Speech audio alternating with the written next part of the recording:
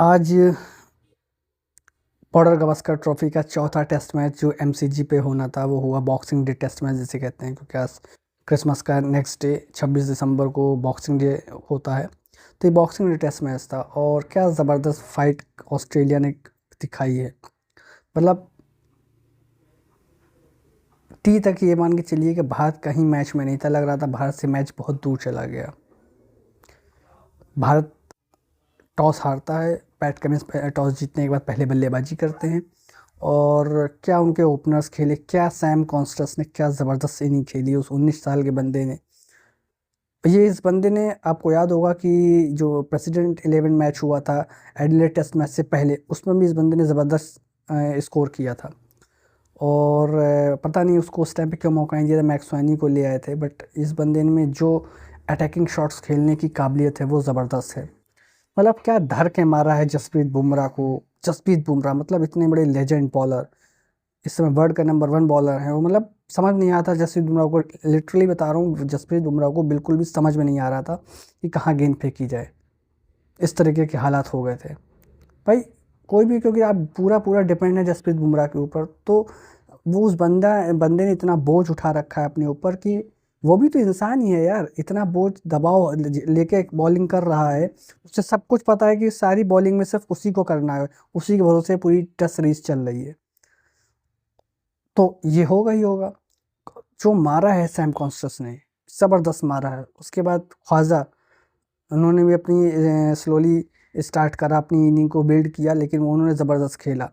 उसके बाद Labuschagne, Smith, जो उन्होंने चिपक गए हैं, जो मतलब कुछ भी भारतीय बॉलर्स को कहीं मौका नहीं मिल रहा था। लेकिन वो तो शुक्र मनाओ कि किसी तरीके से जसप्रीत बुमराह का जो तीसरा चौथा स्पेल था उसमें उन्होंने विकेट निकाल लिए। और उसके बाद जडेजा ने जो एक विकेट निकाल लिया था, पहला विकेट सैम कॉन्सस का। तो शुक्र मनाओ कि मतलब बस बच गए। कल का आज का जो स्कोर है वो मैं बता देता हूँ आपको। 311 रन है 6 विकेट के ऊपर। 86 ओवर का मैच हुआ है आज, पूरे 90 ओवर नहीं फेंके गए। सैम कॉन्स्टस ने 60 रन बनाए, ख्वाजा ने 57 रन बनाए हैं, मार्नस लबुशेन ने 72 रन बनाए हैं, जो सबसे ज़्यादा हाईएस्ट स्कोरर रहे आज के इनिंग के फिलहाल अभी तक के। और स्टीवन स्मिथ 68 रन पे बैटिंग कर रहे हैं। हाँ, सबसे बड़ा जो एक अभी तक थ्रेट चल रहा था ट्रेविस हेड का, शुक्र मनाओ कि ट्रेविस हेड को बुमराह ने बोल्ड मार दिया, 0 पे आउट हुआ है ट्रेविस हेड। नहीं तो ये स्कोर बहुत ज़्यादा टेंशन देने वाला होता और मुझे तो ये लग रहा था कि मैच हाथ से निकल गया। बट शुक्र मना लो कि बच गए हो किसी तरीके से, एक तरीके से लाइफलाइन आपको मिल गई है। और कल अगर ये 350 तक भी निपटा लेते हैं, 340, 345, 350 तक, तो ये मान के चलिए कि मैच में भी आप हैं, मैच में आप इन हैं भी। लेकिन अगर ये स्कोर ज़्यादा जाता है, 350, 450, 400 पार करता है, तो फिर तो मुझे लगता है, क्योंकि जो बैटिंग के जो हालात चल रहे हैं भारतीय टीम के, नहीं लग रहा है कि कुछ कर पाएगा। अभी भी काफ़ी, ये स्कोर भी काफ़ी बड़ा है। 311 रन पे 6 विकेट हुए हैं। और अगर कल सुबह सुबह ये अगर 8, 9, 10 ओवरों में भी पूरा वाइंड अप करते हैं, ऑस्ट्रेलिया को ऑल आउट करते हैं, तो जहाँ तक 350 तो बना ही देंगे वो लोग, मुझे लग रहा है। अगर उससे पहले करते हैं तो बहुत अच्छी बात है। बट जो सिचुएशन है, जो चीज़ें हैं, उस तरीके से बॉलर्स की बॉलिंग कर रहे हैं, वो सही बॉल सही टप्पे पे नहीं डाल पा रहे हैं। लेकिन एक राहत की बात यह है कि कल न्यू बॉल होगी और न्यू बॉल जसप्रीत बुमराह के हाथ में रहेगी। तो उम्मीद है कि कल इनिशियली जल्दी विकेट निकलें स्मिथ का और पैट कमिंस का। अगर स्मिथ का विकेट जल्दी निकलता है तो फिर हम बहुत जल्द ही पैकअप कर सकते हैं ऑस्ट्रेलिया का। बट अगर स्मिथ एक तरफ से टिके रहे तो फिर ये स्कोर थोड़ा लंबा भी जा सकता है। तो फिलहाल आज तो 311 बने हैं। बट बात करते हैं अब जो आज टीम खिलाई गई है, क्या शुभमन गिल को ड्रॉप करना सही था? और क्या 4 फास्ट बॉलर जो खिलाए हैं, 2 स्पिनर और 3 फास्ट बॉलर खिलाए हैं, नीतीश को मिला लें तो 4, क्या ये कॉम्बिनेशन सही है? मेरे ख्याल से हर्षित राणा या प्रसिद्ध कृष्णा को एक बार खिला सकते थे, इसमें मौका दे सकते थे वॉशिंगटन की जगह पे। और बट वही बात हो गई ना कि आपने शुभमन गिल को तो ड्रॉप कर दिया है, क्योंकि रोहित शर्मा शायद ओपन करेंगे, ओपन खेलेंगे, फिर से वो अपनी जगह पे आना चाह रहे हैं। तो उन्होंने एक बहुत बड़ा गैम्बल लिया है और बहुत उनके ऊपर दबाव भी होगा, क्योंकि उन्होंने शुभमन गिल जैसे बल्लेबाज को, जो युवा बल्लेबाज हैं, उन्होंने अपने लिए, ये साफ है कि उन्होंने अपने लिए अपनी जगह बनाने के लिए, ओपन करने के लिए उन्हें ड्रॉप किया, क्योंकि केएल राहुल को वो छठे नंबर पे अब नहीं खिला सकते हैं, क्योंकि सबसे अच्छी बल्लेबाजी इस पूरी सीरीज़ में केएल राहुल ने करी है। तो केएल राहुल को तो नीचे कर नहीं सकते थे, तो उन्होंने यही एक आसान देखा कि अगर गिल को हटा दें वहाँ से और राहुल को नंबर 3 लाते हैं, तो रोहित शर्मा यशस्वी जायसवाल के साथ ओपन करेंगे और शायद यही कॉम्बिनेशन बनेगा। इसीलिए अब नीतीश रेड्डी को भी नहीं ड्रॉप कर सकते थे, क्योंकि बल्लेबाज तो चाहिए। आपने स्पेशलिस्ट बल्लेबाज को नीचे ऊपर ड्रॉप कर दिया है, तो नीचे तो बल्लेबाज चाहिए। तो एक बॉलर बढ़ाना इनके लिए एक टेढ़ी खीर थी। तो ये कुल मिला के एक बड़ा ही ऐसी स्थिति है कि बड़ा ही मतलब कॉम्प्रोमाइज़ करके ये प्लेइंग 11 बनाई गई है। और अगर हम जीतते हैं तो बहुत अच्छी बात है, लेकिन अगर कहीं ये टेस्ट मैच हार गए तो हमारी WTC के चांसेस तो ख़त्म ही हो जाएंगे। लेकिन रोहित शर्मा की बहुत ज़्यादा थू होगी, और लगता है उनका करियर का भी दांव पे लगा है इस टेस्ट मैच को लेके, क्योंकि उन्होंने जो डिसीजंस लिए हैं वो काफ़ी बोल्ड और काफ़ी हैरान करने वाले थे। बट हम तो यही मानेंगे कि ये डिसीजन सही बैठे, और रोहित शर्मा एक बार फिर से अपने आप को रिवाइव करें, और जहां वो खेलते थे उनकी जगह ओपन ही थी, कुल मिलाकर जगह उनका ओपन ही थी।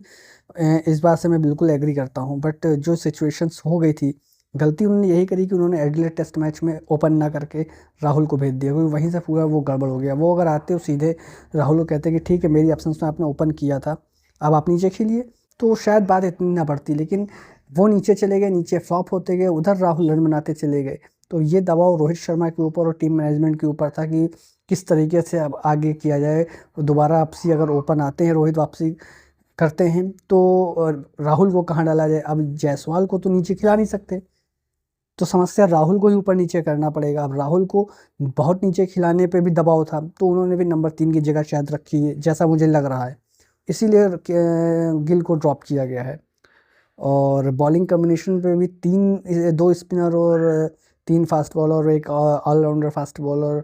अगर यहाँ शायद 4 फास्ट बॉलर के साथ जा सकते थे, बट फिर वही अगेन मैं वही बात कह रहा हूँ कि जो कॉम्बिनेशन बैटिंग में ऊपर लिया है गिल को ड्रॉप करके, वो अलाउ नहीं करता फिर अब की यहाँ पे प्योर एक फास्ट बॉलर, क्योंकि बैटिंग फिर बहुत कमज़ोर हो जाती। खैर, जो भी डिसीज़न लिया गया है वो टीम के भले के लिए लिया गया है, और इसका आउटपुट निकले हम यही चाहते हैं। अब ये है कि यहाँ से जो भी स्कोर बनेगा 350, 350, 355 या 340, 45 जितना भी मिनिमाइज़ कर सकते हैं। और हद से हद अगर स्मिथ को जल्दी आउट कर लेते हैं तो शायद 350, 350 तक 350, 55 तक जाए। बट बहुत ज़्यादा आगे नहीं बढ़ने देना है। लेकिन अब जो भी स्कोर बनेगा उसको बल्लेबाजों को उस स्कोर को पार करना होगा और लीड लेनी पड़ेगी इस टेस्ट मैच में। और कोशिश यही करें, क्योंकि पिच बहुत अच्छी है, और जिस प्रकार से पिच खेली है, पिच को देख के यही लग रहा है कि पिच अच्छी है बल्लेबाजों के लिए। थोड़ा सा वक्त दें अपने आप को, और अच्छे शॉट लगाए, जैसे सैम कॉन्स्टेंस ने शॉट लगा रहे थे जिस तरीके से, तो लग रहा था कि बल्ले पे एक बॉल अच्छी आ रही है। तो यहाँ पे कोशिश ये हो कि एक बड़ी इनिंग खेलें बल्लेबाज हमारे टॉप ऑर्डर के, और एक बड़ा स्कोर खिलाएं, जो एक बार ही बैटिंग करें और ऑस्ट्रेलिया को बैटिंग दोबारा करने दें। तो कुछ चीज़ें इस प्रकार हैं जो आज की समरी रही है टेस्ट मैच की, वो मैंने आपको बताई। और बाकी चीज़ें अब कल जो सेकंड डे होगा वो कितनी जल्दी ऑल आउट करते हैं ऑस्ट्रेलिया को, वो हमारे बॉलर्स पे, क्योंकि नई बॉल रहेगी भारतीय बॉलर्स के पास। क्योंकि आज हमारे बॉलर्स ने बहुत अच्छी बॉलिंग नहीं डाली है, ख़ासतौर से शुरुआत में।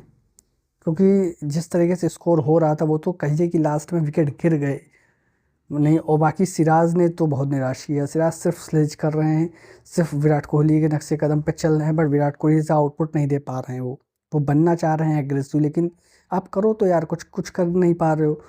आपने न्यूजीलैंड सीरीज भी आपकी खाली निकल गई, यहाँ भी बिट एंड पीसेस में आप प्रदर्शन कर रहे हो। आपके अंदर बिल्कुल ही मतलब एक जो कहना चाहिए कि लक के बॉलिंग होती है, वो आप कर ही नहीं पा रहे। आप टप्पा नहीं पकड़ पा रहे हो MCG जैसे ग्राउंड पे। तो ये एक कंसर्न है भारतीय टीम के लिए। बाकी चीज़ें अब देखने वाली होंगी, कल कैसी बॉलिंग करते हैं। होपफुली कल अच्छा करें और जल्द से जल्द वाइंड अप करें ऑस्ट्रेलियन टीम को, और हमारे भारतीय बैटर्स जो है, हमारी बैटिंग बैटरी जो है वो परफॉर्म करे, क्योंकि उसका परफॉर्म करना बहुत ज़रूरी है। क्योंकि सारा दारोमदार अब बल्लेबाजों के ऊपर एक बड़ा स्कोर बनाने का, क्योंकि MCG अगर हारे या ड्रॉ हुआ तो यहाँ से WTC ख़त्म है।